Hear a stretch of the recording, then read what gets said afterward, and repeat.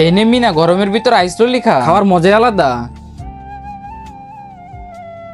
কি রে তোরা দুজন কি করছিস? কিছু না, আমরা তো আইসক্রিম খাচ্ছিলাম। এদেরকে দেখো, এখনো তারা 5 টাকা দামের আইসক্রিম খাচ্ছে। পারলে এটা কিনে দেখাও।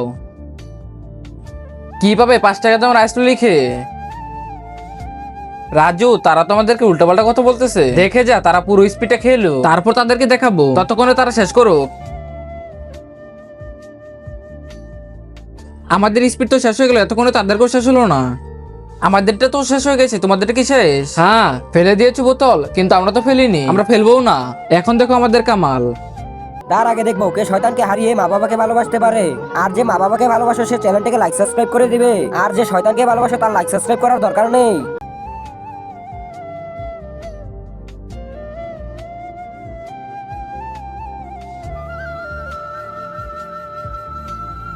তোমাদের বোতল দিয়ে তো এগুলো হবে না।